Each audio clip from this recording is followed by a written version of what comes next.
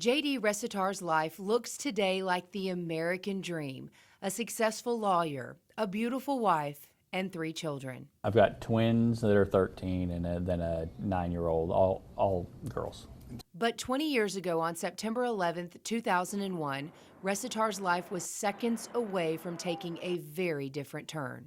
It's just remarkable. It kind of is gone by fast. I mean, just in a blink of an eye, you're 20 years later. So, and it was something that just changed the world.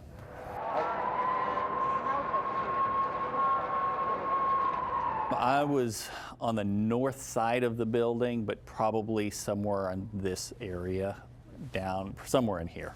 So 58 is the floor we were on.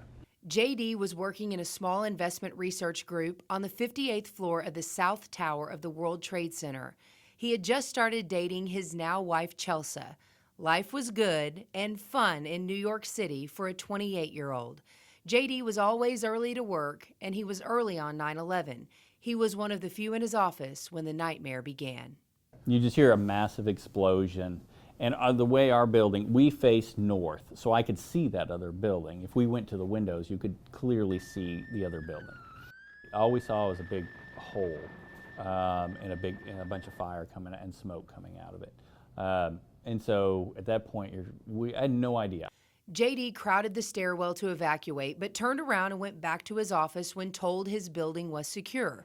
He made a phone call to his parents to let them know he was okay, or so he thought. I had hung up the phone, and that's when the plane hit our building. And at that point, you had ceiling tile that was falling around you. I mean, people were diving under desks to try to prevent falling debris from hitting them. So we just headed for the stairs. It took him what felt like an eternity to get down the stairs to safety, but he was one of the lucky ones, making it out minutes before his building collapsed. He doesn't want to remember a lot of what he saw that day, but there's one thing he refuses to forget. Engine is like, we're going down and we're walking down, and there's firefighters with stacks of, all their equipment going up in between everybody. There's just a deep appreciation for the people that were involved. I'm fortunate for what I went through and survived, and appreciation for the police and firefighters who risked their life to save so many. J.D. and Chelsea married in 2004 and moved to Chelsea's hometown of Waco in 2007. J.D. changed careers. He says 9/11 changed pretty much everything about him.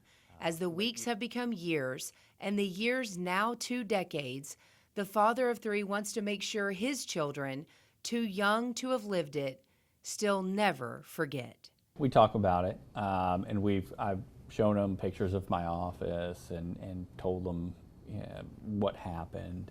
I've spoken at their school, just because these kids, they have no idea. Yeah. They don't understand what the world was before and then after this event and how it changed the world. Reporting in Waco, I'm Julie Hayes.